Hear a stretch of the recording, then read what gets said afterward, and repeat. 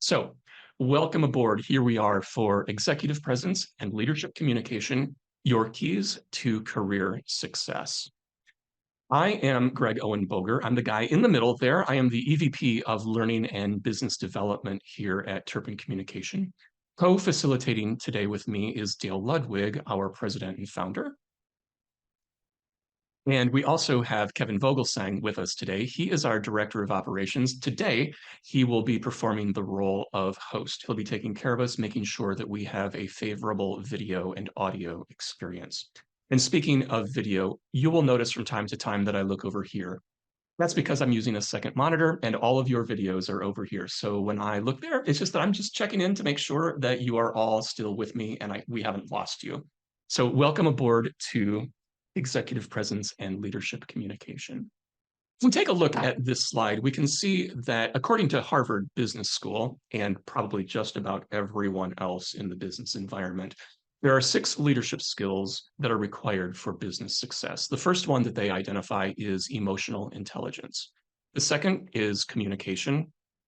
The third is ability to bring out the best. In other words, the ability to empower other people.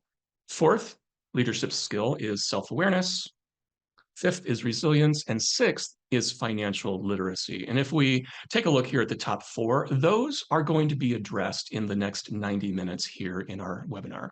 Emotional intelligence, communication, empowering others, and self-awareness. If we look at it from a slightly different angle, what we're going to do is we're going to bring 3 juicy big ideas together. First of all, business communication. That's a big, juicy bucket. Professional branding is the second, and third is executive presence. But we're going to call those 3 things leadership communication.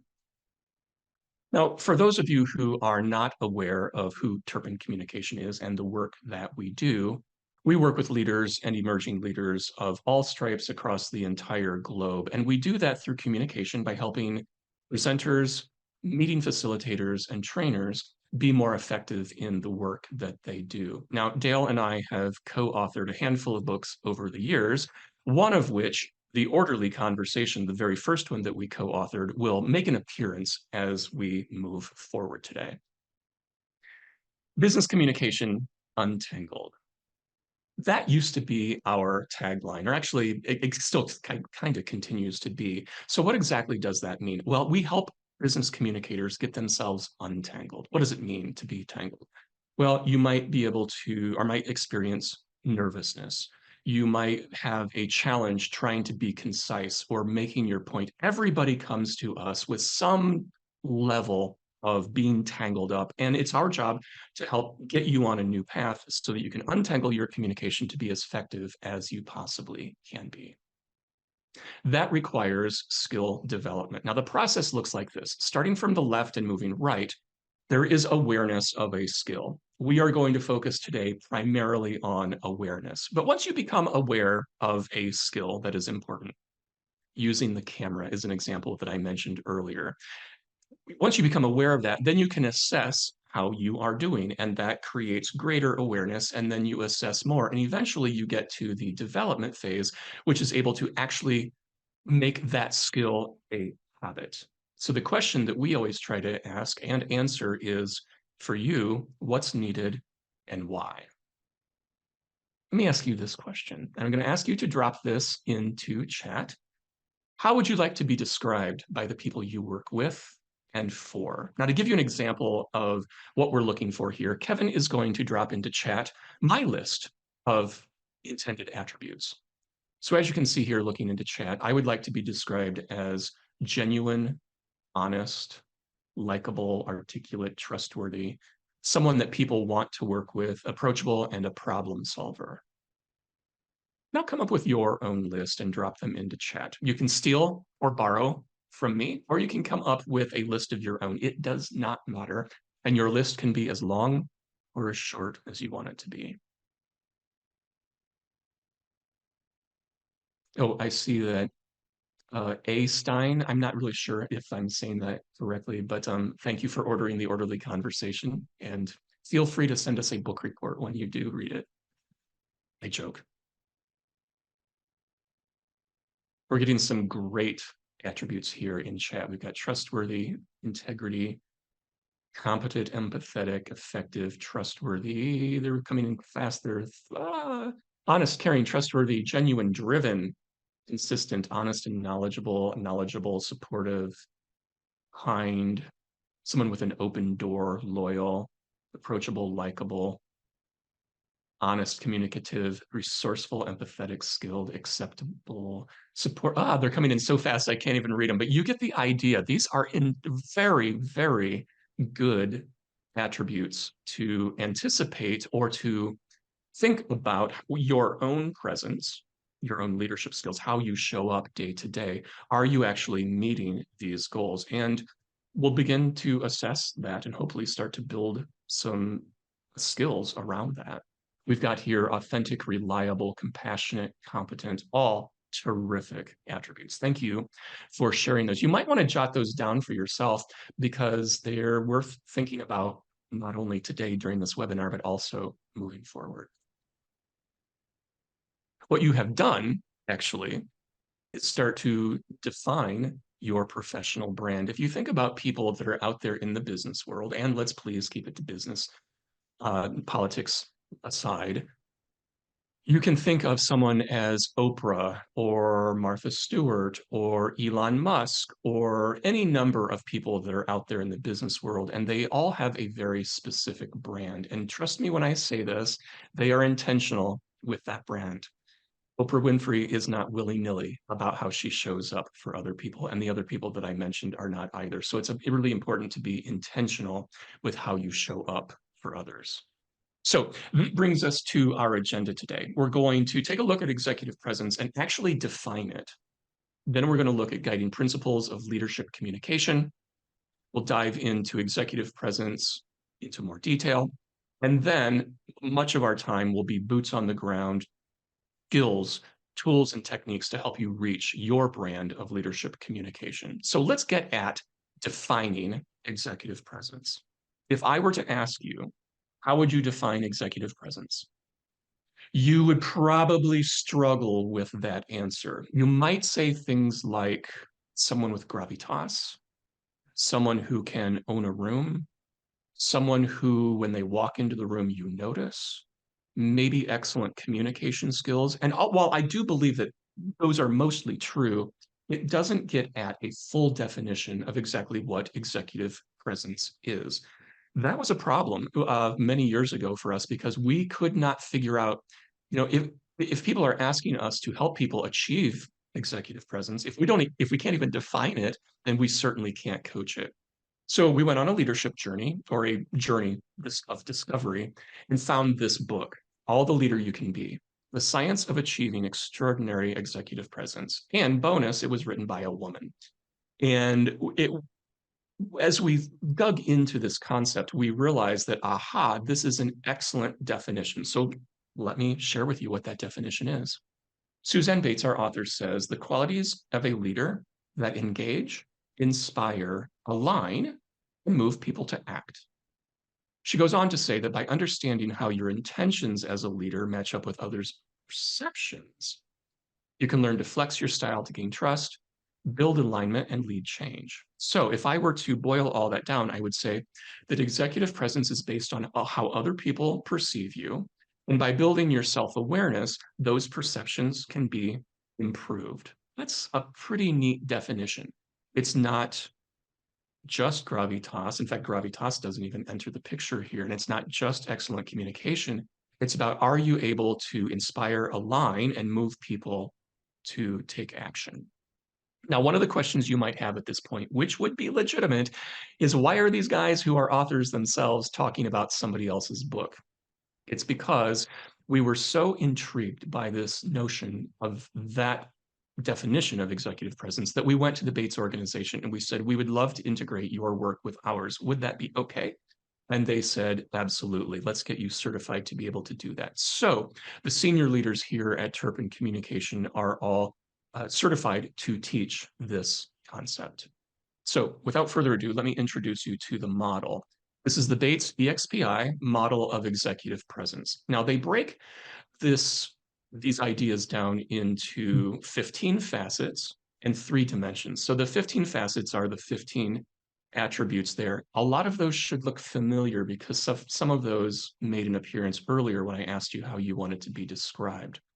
Now, we're not going to go into all of these, and it would be impossible to define all of them in the short period of time that we have together. But what I want you to take away from the conversation right now is that all of these attributes show up in meetings. And if they are observable in meetings, that means they can be coached and improved upon. Neat. Now, you may be wondering, why does Suzanne Bates call these things facets? It's a question that I asked. And the answer is because each one of us is like a jewel. So here you have an image of many different jewels, and they shine in different ways depending on how the facets are carved, how they are polished, and how they show up in the particular situation or light that we're in. So that it helps us explain why Dale's brand of executive presence can be different from mine, and yet we might still be described as having executive presence. And the same thing would be true for all of you as well. So that brings us to our next agenda item, which is pulling back just a little bit and introducing you to some guiding principles of leadership communication. So Dale, I am going to stop sharing so that you can talk us through those guiding principles. Here's what I'm going to do. I'm going to do these next two chunks of the agenda, starting with the guiding principles of leadership communication. And I'm going back to the idea that the subtitle for the orderly conversation is business communication redefined is an important process for us here at Turpin. Before we develop anybody's skills, we need to know what skills they need and what sort of communication they're involved with. So, which is why we spend time, so much of our time, helping people understand here's what needs to happen in this given situation. And to talk about that, we use this continuum. And this, as you can see here, goes from informal to formal. Let's think about all the different ways that you may communicate with people face to face or virtually at work, and we can plot them on this continuum.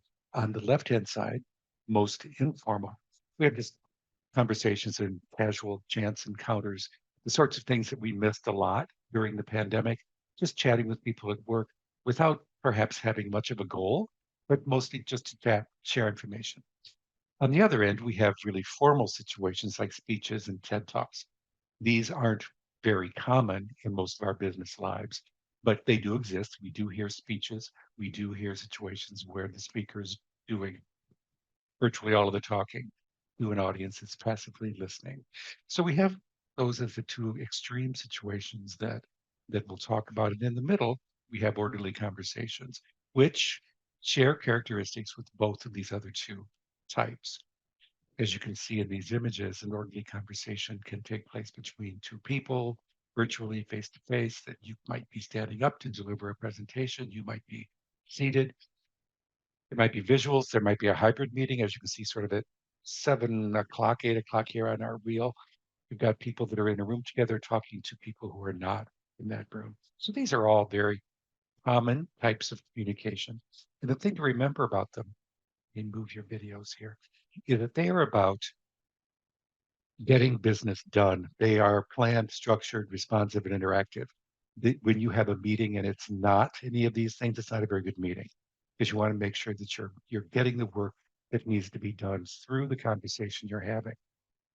So if we go back to this image with the orderly and the conversation parts separated with an arrow between them, what we're really looking at is the tension between these two characteristics of this type of communication because it is orderly in that it is prepared. There needs to be some accuracy, some structure is really important. But on the other side, when the conversation happens, the person doing the speaking needs to be engaged, there needs to be spontaneity, and it needs to be interactive. And these two things compete with each other in our brains when we're involved in this sort of communication. So the trick is to make sure that when you prepare, you're looking ahead to the uncertainties of the conversation, which is why really common techniques people use to prepare for a presentation might be to write out a script and try to memorize it. And we always say, don't do that. Because if you do that, you're not looking forward to the uncertainties of the conversation. You're trying to nail the conversation down so that it is not changeable.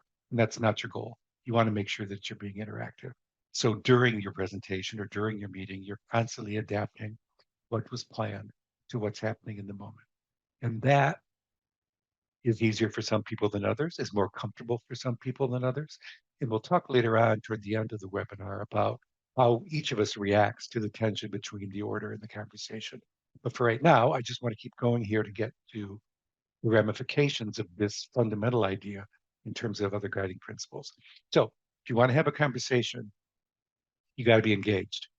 And when you are engaged, as you can see under that image, you're able to think on your feet.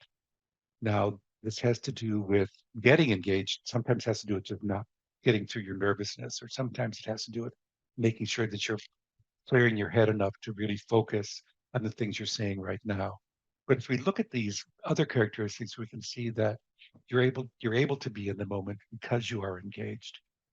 You're self-aware and in control, not self-conscious and feeling weird, but you're in control of what you're doing.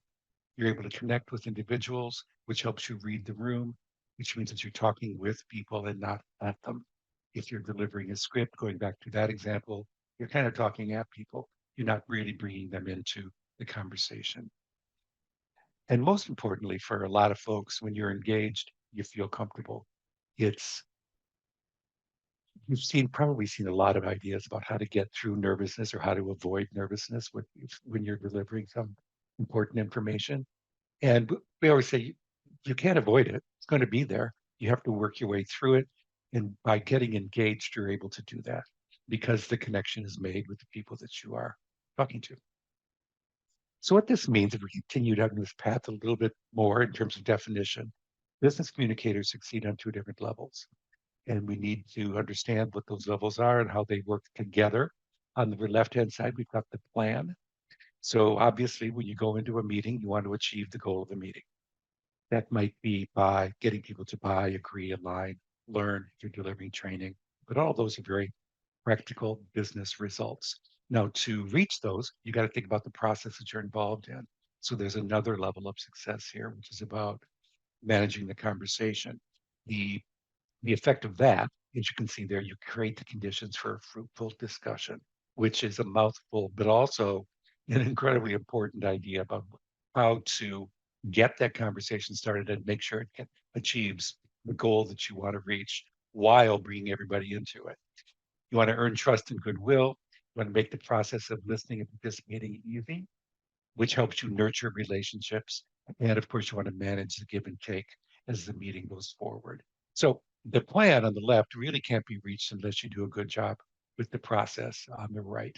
So that's one of the effects of the orderly conversation, in that the conversation has to drive the process forward. And when that happens, you're able to reach the goals that you want to reach.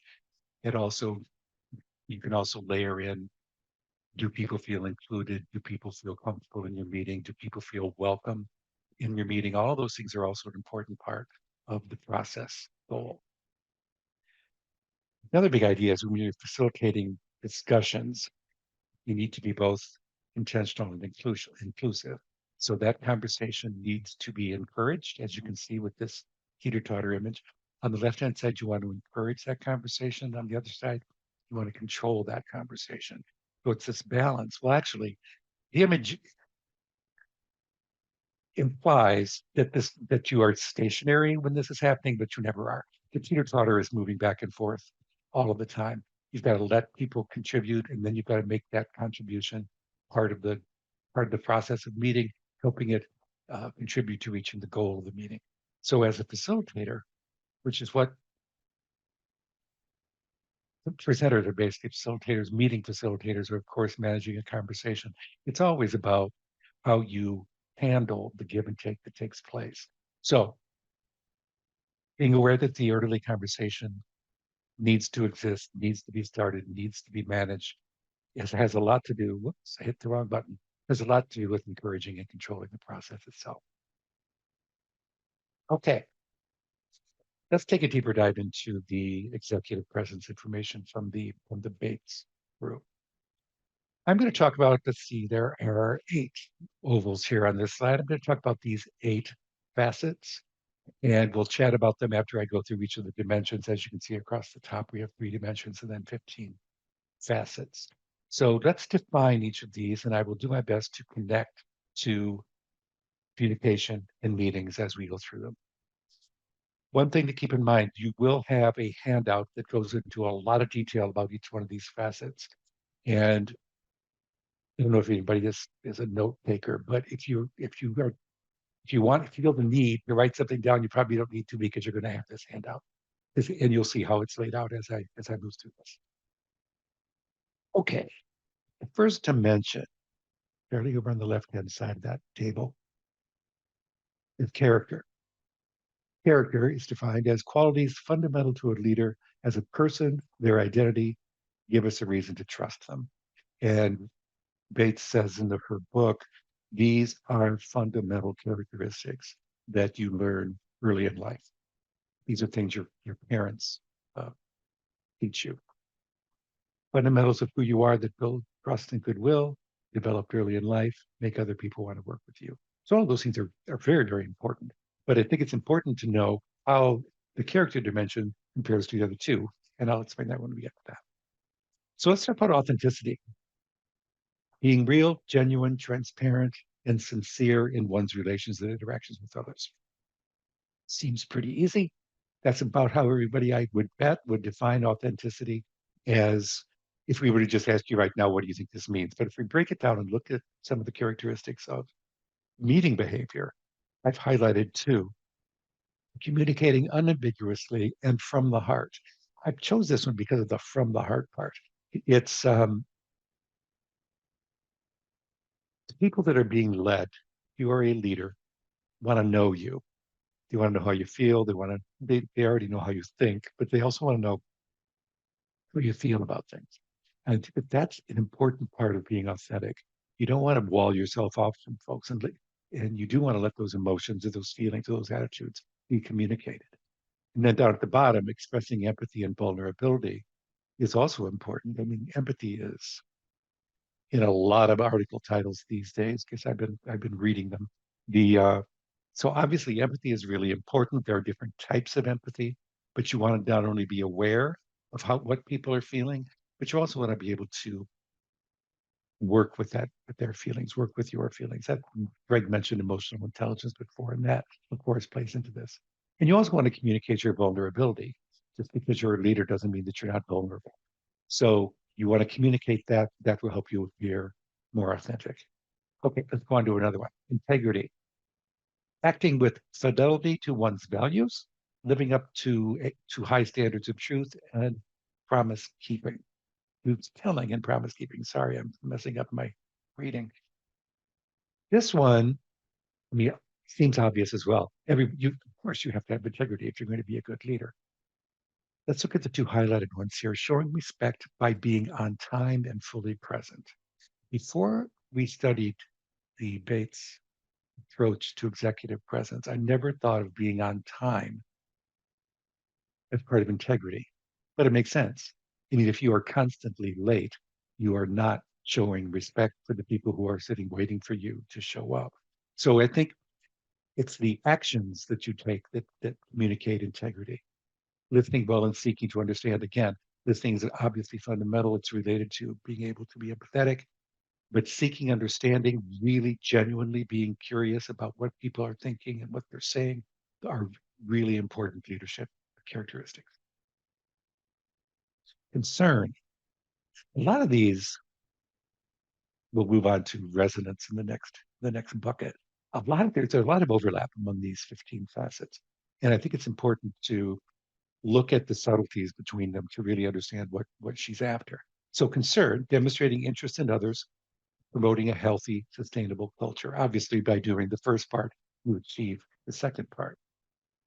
But if we look at this in a little more detail about how it occurs in a meeting, you're creating the conditions for fruitful discussion to take place.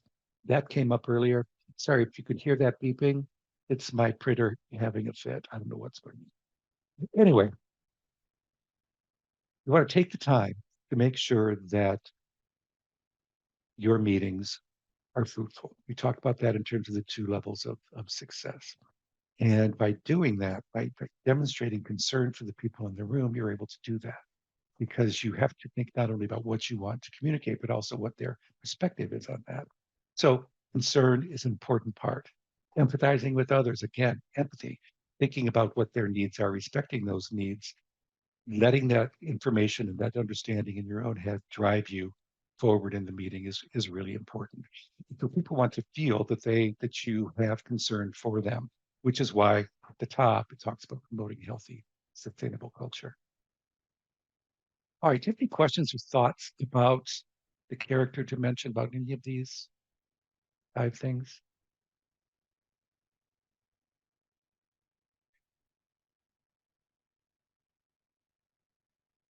Greg, I assume you can see more than I can with your videos.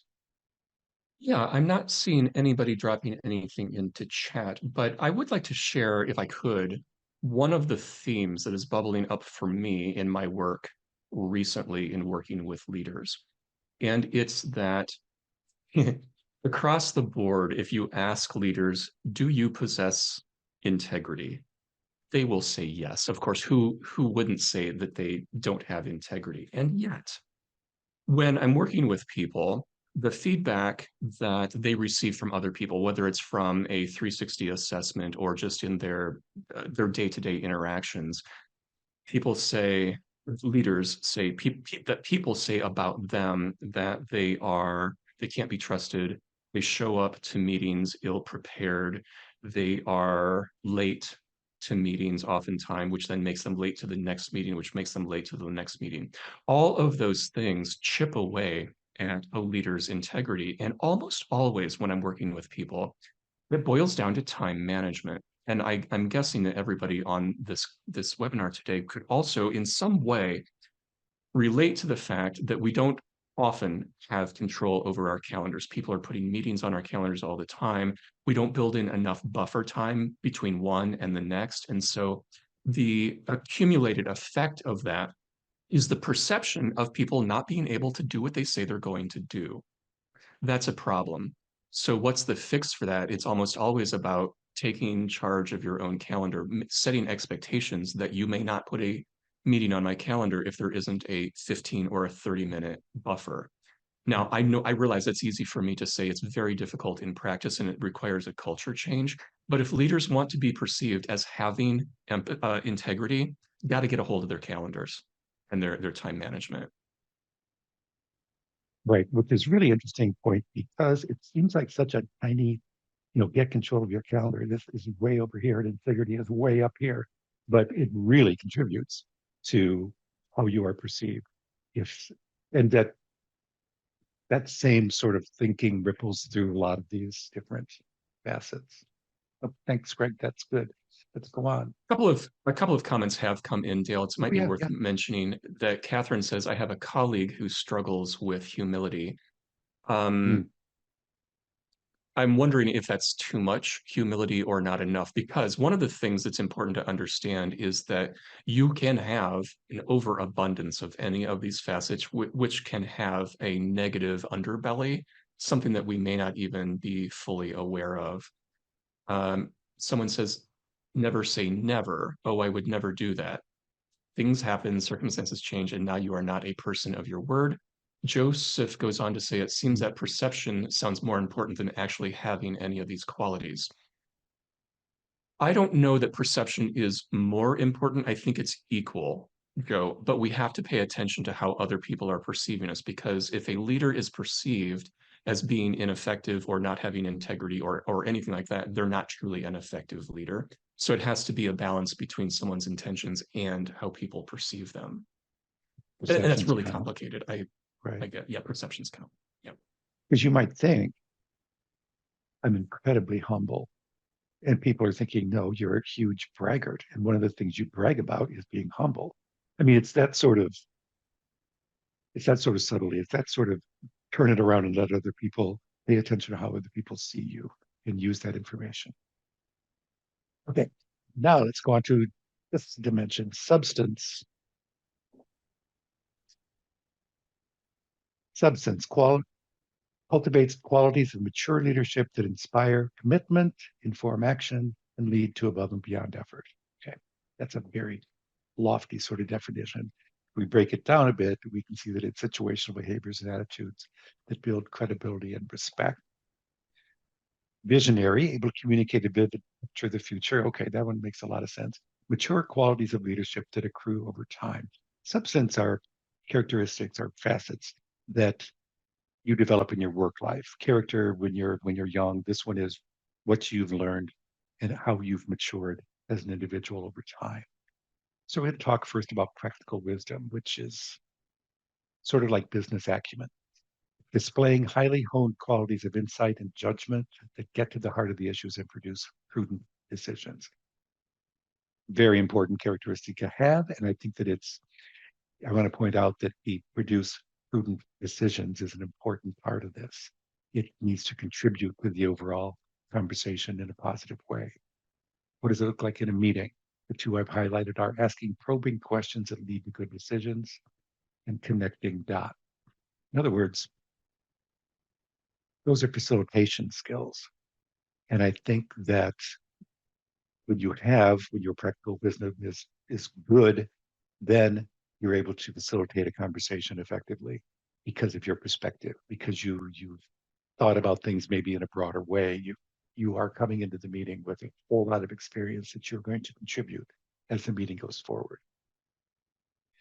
Resonance is a little bit like concern, which is in the other dimension. Resonance, connecting with others, attentive, attuned, responsive to feelings, motivations, and thoughts, deepening alignment. Okay, this is concern is a broader sort of facet, I believe. Resonance is very practical. It's like, how are you communicating and how well are people taking in what you are saying? So, sub points here that I'm going to bring out are being concise, simplifying the message to give others exactly the amount of information they need, which is a challenge for everybody because you don't always know how much information they need, and you may inadvertently give them way too much or not enough. But I think that being aware of how information is being taken in, being understood by the people you're communicating with, it's the first step. It's which comes down to really fundamental things like in your head, and you're thinking about what you're saying, what's driving that? Are you saying it the way you plan to say it, or are you saying it in a way that people can understand and resonate with? I think the second one is more important, and it's really difficult to get there sometimes because the what you're thinking about is getting it accurate, being right.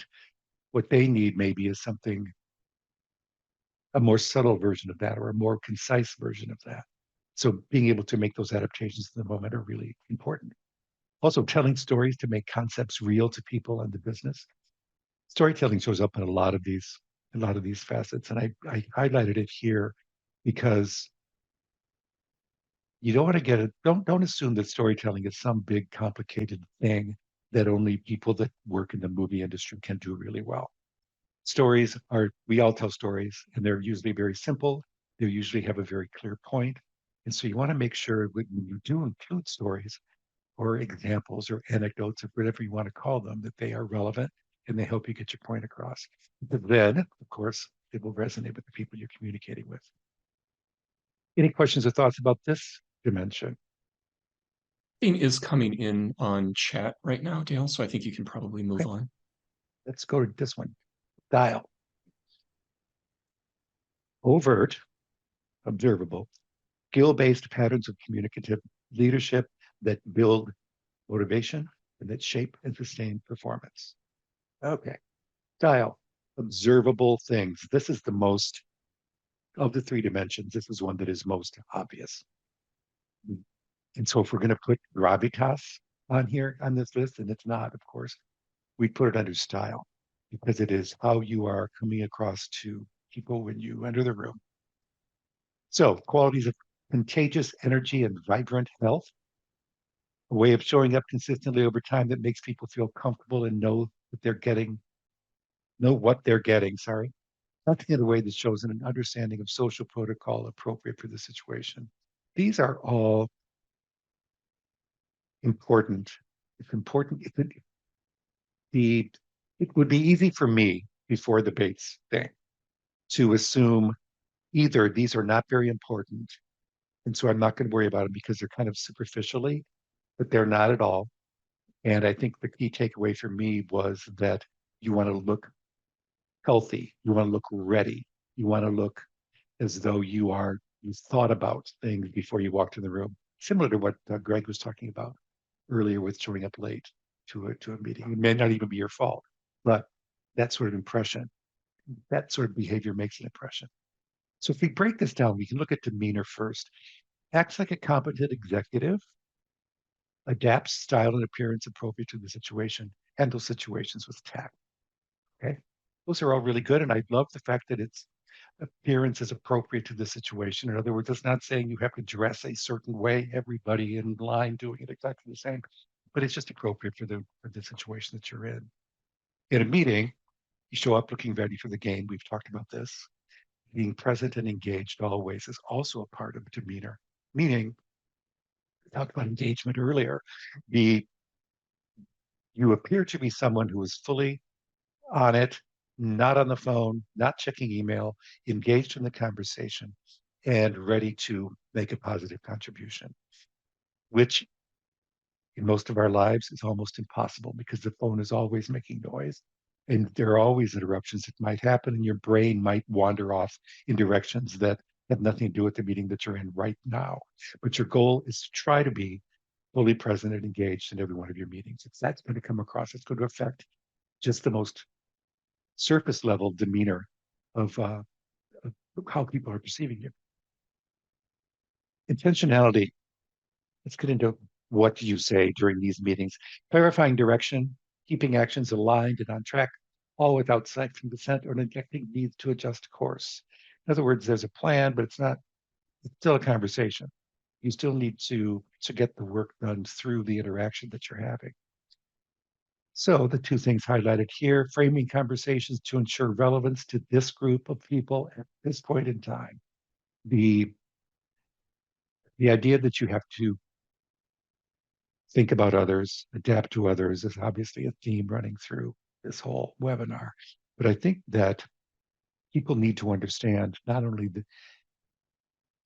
there needs to not only be a plan, people need to understand that plan. I think that's one of the major takeaways from a lot of the work that we do. Communicate the structure. And that will make things easier for them if they know how you have ordered this conversation that you're having. Down at the bottom, I highlighted the story one again, telling purposeful stories to help others understand the why behind an initiative or a decision. The A lot of things, leadership communication often has to do with explaining why decisions have been made, not just what the decisions are. So you need to communicate how you're thinking, how leadership is thinking, so that difficult decisions can be understood by everybody. There's an example I've been using since the beginning of the pandemic, which is a friend of mine who was working at an office, beginning of the pandemic, where they said, okay, everyone, you're going to work 4 days a week. You're going to be paid 4 days a week. That's the what the decision was. And the why was so we don't have to lay anybody off. So if leadership communicated, we don't want to lay any of you off, so we're all going to take a hit. We're all going to be, for a short period of time, 20% working 20% less, being paid 20% less. So understanding the why of that, looking over there and saying, well, at least that person or me won't be laid off, that makes sense. It's easy to understand. Inclusiveness, actively involving others, welcoming diverse points of view, encouraging ownership in the mission, empowering initiative. All of those things have to do with bringing everybody into the conversation. And as it says here, welcoming different points of view. It's not about, arguing because I think I'm right. It's about let's get everything on the table so that we can have a productive conversation. Making people feel comfortable and part of the group, showing curiosity in others. We talked about those things already. They obviously the I in DEI is inclusiveness and is being inclusive.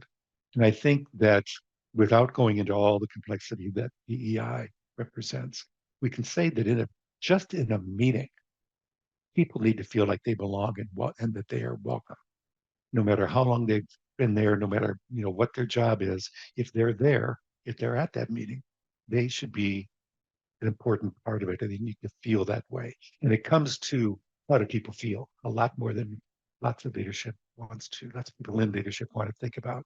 Because if I'm sitting at a meeting and someone says something that I find in the least bit negative or annoying or wrong, that changes my willingness to participate in that meeting. And if you think about how many times that happens, you can see how important this idea is. Questions or thoughts about the style dimension? I know we've gone too fast through this quickly, but you do have the handout with a lot of info on it. So Dale, there is a really interesting question in chat, and Oh, I'm good. afraid the answer is not that we have is not going to be very satisfactory, but I don't want to ignore it because it's a very tricky one. Teddy says, how do we navigate the varied expressions of demeanor in the workplace, fostering inclusivity while also honoring individual authenticity? I would like to bottle that question and work on it for the rest of my career because I think it is very, very tricky. So, Teddy, thank you for that meaty question. So, how do we navigate the varied expressions of demeanor in the workplace? Meaning, people show up in a complete, many, many, many different ways. We also have to foster inclusivity while also honoring individual authenticity. Um, a great question. I don't have a very satisfactory answer, as I said. Dale, do you want to take that? I have a story-ish to share, but I'll give it to you Good. first. I think part of it is, in terms of the demeanor question, is appropriateness. Because a million years ago, when I first started working in a business environment, there were strict clothing rules that we all had to follow. And that no is no longer really the case anymore. Because this was back in the days when a a sport coat was too casual. It had to be a suit. And so that meant buying a whole lot of clothes when I first got that job. Anyway, the so I think a lot of it is appropriateness. Are you meeting with a client or not? That sort of thing. It's also a cultural thing, the both in terms of an organization and broader. So I think if we can accept a whole lot more if we look at it through the appropriate lens. As far as was your story about the other question, Greg, or your story The about whole thing, demeanor? really. Yeah. Okay, go for it. Let's hear it. Well, we don't have a lot of time to get into this, but I was working with a group of folk. It was a mixed group of gender and nationalities.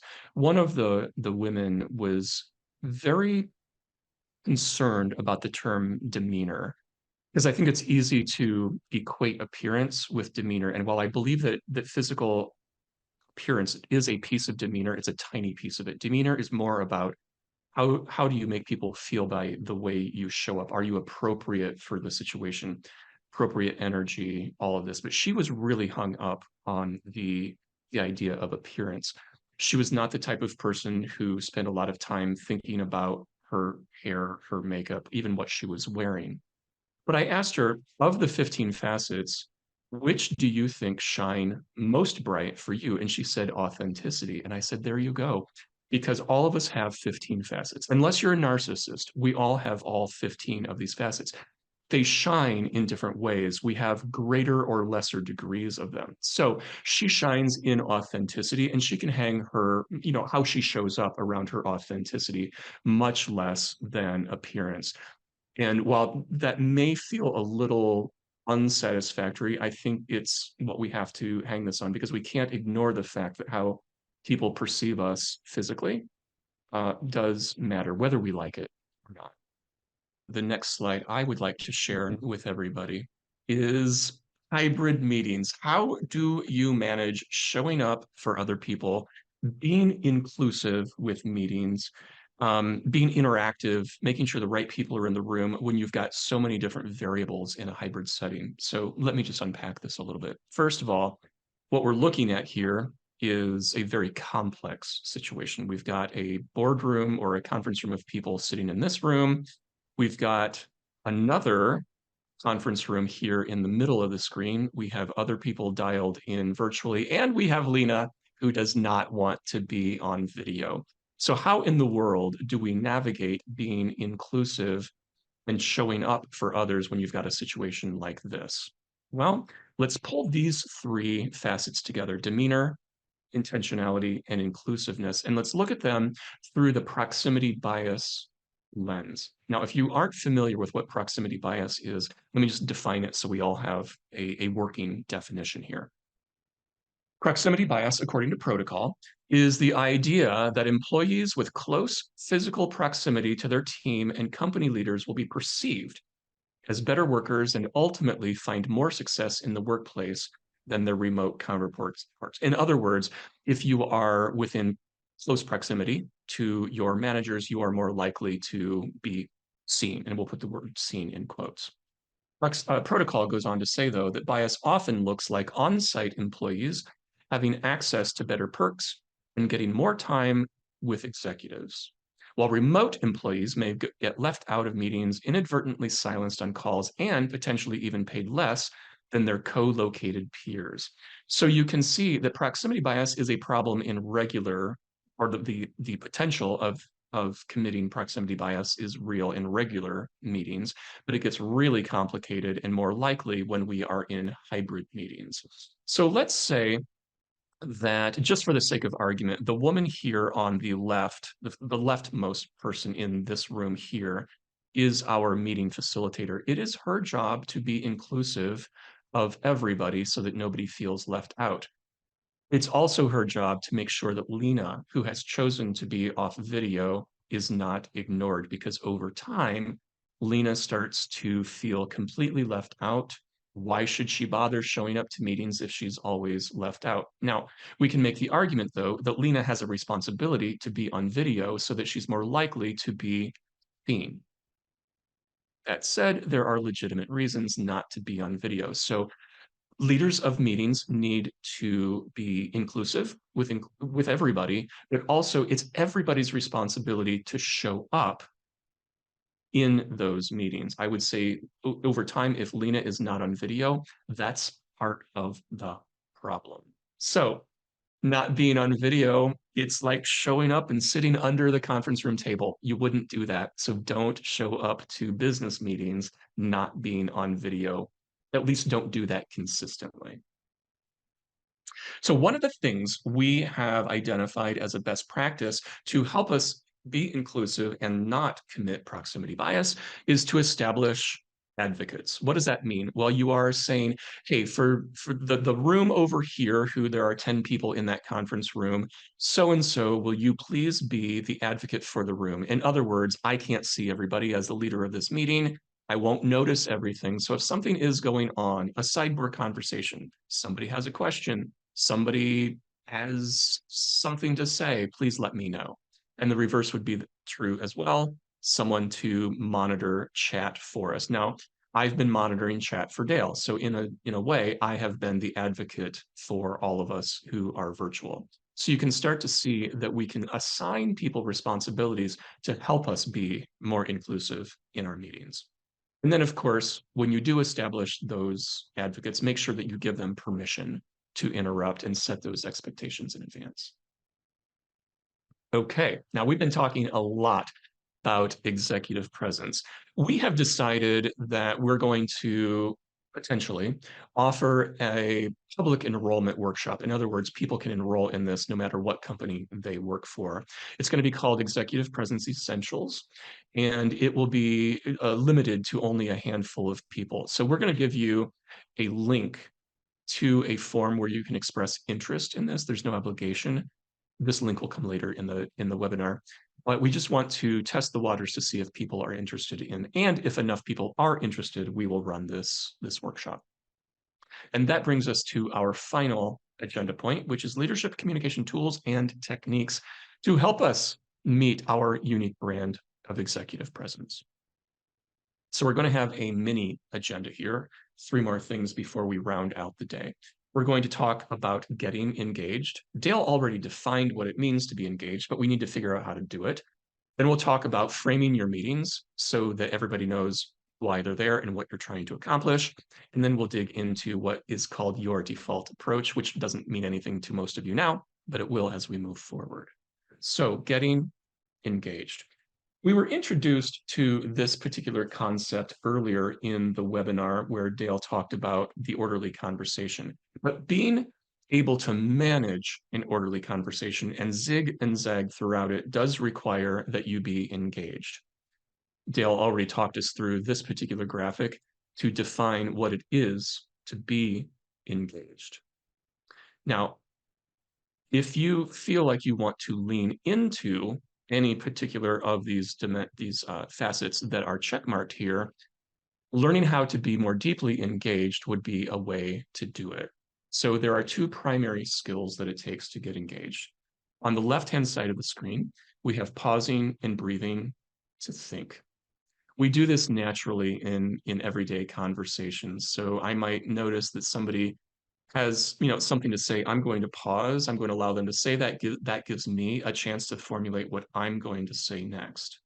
We also use our eye contact to connect and observe so that we can notice when somebody has something to say. Now, we do this very naturally in everyday conversation, but in business meetings, we need to be intentional with how we use these skills. So if you feel as if you want to learn to be more deeply engaged, which, by the way, can reduce nervousness, working on pausing and eye contact is a terrific way to do it. And in face-to-face, as I mentioned, in face-to-face interactions, we can focus on how it feels because we know when a conversation is going well because it feels good. But in a virtual environment, we lose that eye contact. So we can't really see each other. Now, I say that knowing that I've got all of you moved over here, but Michelle is the only other person on video besides Dale and me, which, by the way, Michelle, thank you very much. But Michelle, I'm looking at you right now, but it doesn't feel as if I'm looking at you because I'm looking off to the side. So I'm observing you as you observe me. And that's okay, but it isn't true connection. So we have to focus on how we're being perceived when we're working with the camera rather than how it feels. And that's upside down. I understand. But as leaders, it all comes down to how are we making people feel. So how do we do it? Well, engaging the camera requires these skills. Looking into the camera when you are speaking and when you are listening, and nodding when you're listening. Now, Dale just wrote an article on our blog, which you can easily get to on our website, about the importance of nodding during any type of meeting. And it's especially important in virtual because while you may be listening, people don't necessarily know that unless you're giving them some sort of indication that you are. Now, we've been talking about using the camera, but you do have to check videos, other people's videos from time to time, just to make sure that they're still with you. So that's where, a quick glance to make sure that everyone's with you is useful. And then, of course, as a leader, you have to be a model, a role model for others. People can't meet expectations if you don't model what those expectations are. In terms of enthusiasm, we have to work as hard as we do face to face. That involves vocal energy, facial expression, posture, and gestures. And I think it's really easy to let our energy level down and maybe even get a little bit lazy when we're working virtually. So we have to keep that energy up. And we've been talking about the word engage. We also need to be engaging. So as we've already established, being engaged is about being in the moment and able to think on your feet. But being engaging is about being compelling enough so that people will want to listen to you. It's two sides to the same coin.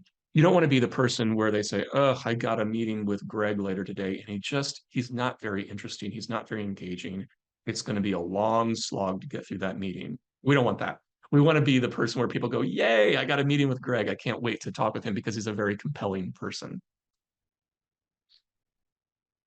There's also the technical side of the video piece and the camera piece. So there are two adjustments that you want to think about. You want to get your camera at eye level. Dale and I both have our camera at eye level, so it is coming right in us. In other words, it's not down below, shooting up our nose. Nobody looks good like that, right? It would be the equivalent of, I don't know, showing up in gym clothes to a business meeting, unless you work for a gym company or an athletic company, you wouldn't do that. So you want to think about how you're being perceived. Getting the camera at eye level is a piece of that. And then make sure that you adjust the camera so that your eyes are in the upper third. Dale's camera is adjusted in such a way that his eyes are in the upper third. Michelle, it's as if you've taken a class with us before. Your camera is exactly where it needs to be. I don't know if that was true prior to working with us a few weeks ago, but it doesn't matter. You're getting it just right now. It's an important skill to have how to use the camera. Now that gets us to framing your meetings. What in the world does that mean? Well, if we take a look at this graphic right here, we can see that it is a frame. Every meeting, every presentation, regardless of what it is, has three pieces: an introduction, a body, and a conclusion. What we see, though, is that typically people dive into the body of the meeting without laying some context or creating a frame around what they're trying to accomplish. So let me start to draw a picture of what this looks like. No matter what type of meeting or presentation or training session you are coming into, whether it's one that you are leading or one that you are participating in, there should be chit chat, right? If you think about just a face-to-face meeting, people come into the conference room, you greet them, you ask how their day is, what are the kids up to? What, boy, that game last night or that show, did you remember X, Y, and Z? That was sure some, cliffhanger. There's always that chit chat, and you want that to happen because relationships are built upon chit chat, not exclusively on chit chat, but it's an easy way to begin to get to know one another and build those relationships. But at some point, the meeting has got to be formalized because the business is paying for us to get something done, to get some work done, right? So it's your job as the leader of the meeting to formalize the conversation by providing direction, purpose, context, and giving people a reason to participate in the conversation. While you do that, you are answering two questions. What are we talking about? And why are we talking about it? Now, you may think, yeah, I already do that. But we are going to introduce you to a strategy that allows you to be intentional with how you do this every single time. Before I do that, though, I want to mention that of these 15 facets, most of them are checked. If you want to lean into any of those facets, learning how to frame your meetings is a very good way to do that. There will be a worksheet that we will give you a little bit later on that will walk you through the process, but I want to explain to you how to do a frame. So let's say that all of us work in the same group and we have a staff meeting. It's my meeting to run. Sitting in front of you here, we have what appears to be 4 stickies: the current situation, today's goal, the agenda, and benefits. So let me walk you through this. Hey, everyone, thank you for joining us today for our weekly staff meeting. I want to recognize that there's a lot going on, but we still have to do our staff meeting to get everybody on the same page. So our agenda is going to look like this. We're going to do a round robin update, and then I have yet a new hybrid work policy that I will roll out to you. The benefits of this is that, as always, we have to keep the momentum going. So it took me about 20 seconds right there to answer the two questions. What are we talking about, and why are we talking about it? Wouldn't it be great if every meeting was framed up with that much clarity? Now, a staff meeting is an easy one to get your arms around. Say, in the second example, that we all work in the C-suite. So congratulations, I just gave everybody a promotion, but I'm the CEO and this is my meeting to run. We are in the middle of a crisis, and I wanted to bring the entire C-suite together to figure out what are we going to do about this crisis. You can still use this framing strategy to answer the questions, what are we talking about and why? So I might do this by saying something like this.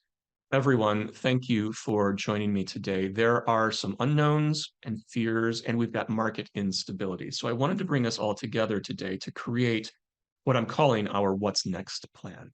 So the agenda, I thought we would talk through the financials, the emerging market trends, even though some trends are going down, some are going up.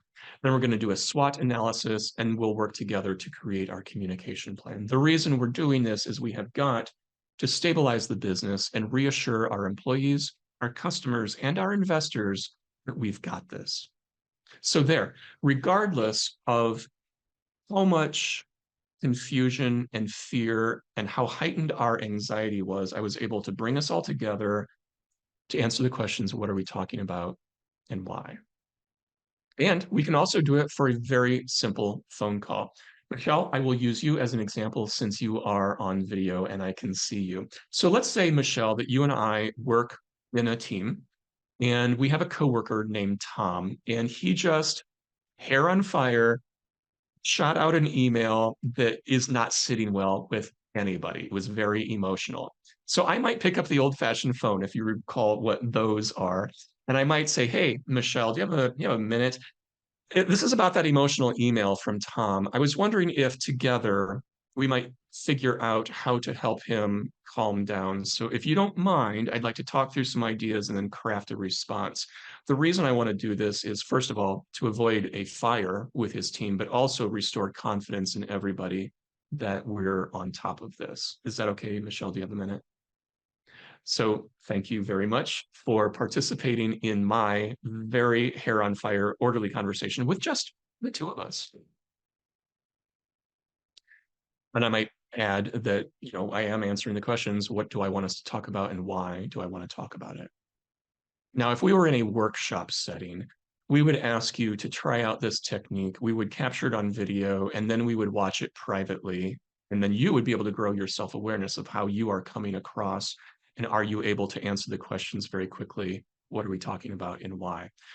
We're not doing that today because this is a webinar, but I am the sales guy. So if there's an opportunity to bring this to your organization, we'll be happy to talk about that a little bit later.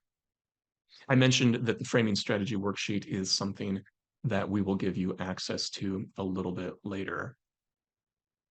Okay, that brings us to this idea of your default approach. Dale, I'm going to turn things over to you to walk us through that. Okay. There is a chat from Joseph, which is interesting. He asks if we see a difference between presentations and meetings. Um, and the way we define it is presentations take place at meetings usually.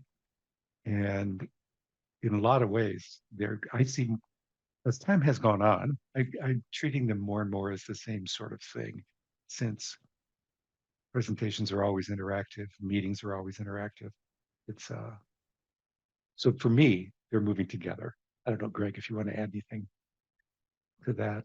All right, I was wetting my whistle, Dale, and taking a quick sip. That's No, I think okay. you're right. I think that there is back in the day, there used to be a very big distinction between what is a meeting and what is a presentation. They really are very similar. The only difference now is that a presentation tends to have slides. Everything else is a meeting, in my view. That's when the whole pandemic virtual thing that really changed how people approach or how they think about meetings and presentations. Their level of comfort is different in each of those. So, good question. Not a real clear answer, but I do want to talk about going back to this image. We're going to talk about your default approach a bit. And what that refers to is your preference for either the orderly part of the process or the conversational part of the process. Now, there's nothing wrong with either one of the defaults, but it's important to know where your focus needs to go to improve, to get better at managing the meetings and the presentations that you do. So the question we're going to answer here is, who are you more like between these two types of people? On the left-hand side, we have a woman sitting at her desk. She is a writer. He is preparing for whatever meeting is coming up, and on the other side we have an improviser. Now the writer is preparing an agenda. The improviser is thinking about people. He's in his thought bubble. It's an image of him talking to the folks he's going to be meeting with, and I think that's the crux of the matter. Where does your head go when you have to get ready for, or when you are facilitating a meeting? Writers thrive with organization and preparation. Subpoints here, they often feel there's not enough time to prepare. They want structure and predictability, sometimes over anything else. They want that. They're naturally thorough, careful, detailed, accurate. Those are all really good characteristics to have. Downside for a writer, they could be inflexible and strict during the meeting, meaning they don't encourage the conversation that may need to take place because it will pull them off course. And of course, what we would say to that is going back to the executive presence stuff, you've got to demonstrate curiosity and interest and give people a voice in your meetings. So that's the writer side. The improviser side, as I said before, improvisers thrive with connection to listeners, meaning they may delay prep until the last minute, something a writer would never do. They want to be spontaneous and engaged. They're responsive and unafraid to make last minute changes. And those are good things, except for delaying the prep isn't a great thing. But the those are all there's nothing wrong with any of those things. But the problem is once they get into a meeting or once they're delivering a presentation, they can lose focus and be confusing. So what you want to do if you whichever side of this default divide you're on, is you want to work your way a little bit in the opposite direction. So that means we use this assessment to figure out first what your default is. And Greg, I know we were going to have folks do that, but I think given time, we'll give this to you. You can go through and answer these questions and figure out what your default is. But I'm guessing also, just looking at this, people immediately think, oh, yep, I'm there or I'm there. Okay. We're going to ask you to drop your score into chat. Kevin is the writer, by the way, at 9. Greg is an improviser at 8. I am also an improviser. So there's a lot of improvisation that happens in urban communication. But the point of all of this is you want to know with this information, what do I do with it? Why does it matter and how does it affect me? In terms of the executive presence things that we talked about, your awareness of what your default is can help you lead into each one of these checked facets here. Okay, let's look at this. In the handout, there are a few pages that are laid out this way. We call them pathways. And they start at the top. Let me get the magnifier up here. They start at the top with what might typically happen to you or how you approach things. For a writer, I want everything to be perfect, perhaps. I can always use more prep time, which can lead to, as you can see here, too much faith in preparation. That's a big one for writers. Too much desire for control, analysis paralysis, and so on. Then we move down to the next bucket here, adjustments. What can you do to compensate for those habits? Plan to cover less information, use your prep time to simplify, which is a new concept for a lot of writers. Trim your notes down or eliminate them altogether. Think about being concise. Think about alternative ways to explain things rather than the one perfect way. Think about alternative ways to explain things. And then goes on to talk about how that might feel, but what it will lead to in the end. So I think that recognizing that I feel like I'm not being accurate is a perfectly natural thing for a writer to experience when they are reducing the amount of information that they're covering. So that, and it's okay to not be that accurate because the communication is clearer. All right, let's go on. For the improvisers, I'll go back to my clumsy use of the magnifier. I'm naturally comfortable with my audience. I'm flexible. I like a loose structure. I trust myself to be engaging, which leads to delayed prep, being ill prepared, relying too heavily on your gut. As an improviser, I know exactly how this feels because I always think, well, my success is going to be determined when I get in the room, not by what I do in advance. And of course, I have to accept the fact that a little prep is going to help me when I get into the room.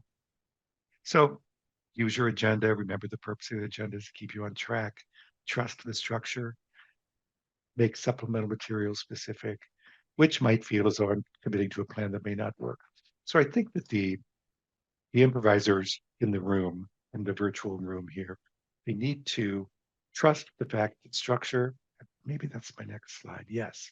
Improvisers learn to trust the plan. It's because when you're in the moment, if you're truly an improviser, you throw the plan out really fast. It's like, oh, I'm not going to do that anymore. I just got something really interesting happening over here. Now, if you're a writer, you need to trust yourself. The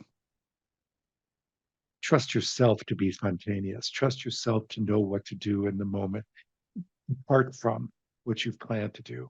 You're able to keep things on track much more than you think you are. It doesn't always result from sticking exactly to the plan. It might be because you're flexible enough to let all the information come in and then you do something with that information, all in toward moving business forward. So I think both of these have strengths. Being aware of what your default is will help you compensate for it a bit.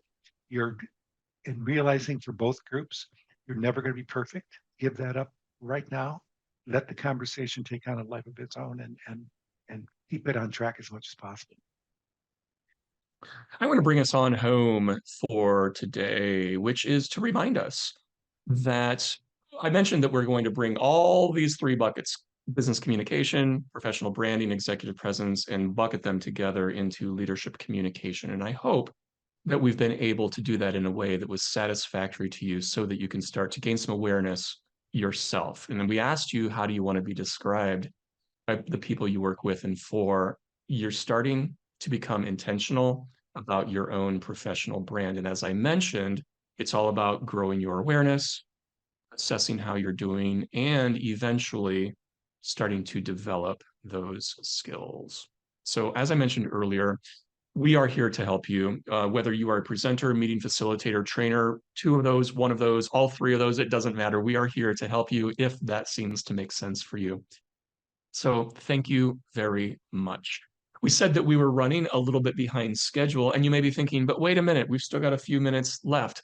That is by design because we believe that part of effective meeting management is about ending early so that people have an opportunity to get their heads cleared before they have to get on to the next thing. So Dale and I are going to stop talking here and give you an opportunity to grab these tools that you think will be most effective for you. While we do that, if anybody has questions, feel free to take yourself off of mute or drop into chat questions. We're happy to entertain those for the next few minutes. All of that said, if it is time for you to clear your head, run by the refrigerator and or the washroom before the next thing, we will not take it personally when you leave the Zoom room. So thank you all very much Thank you for all. joining us today. It was a real treat talking with all of you today.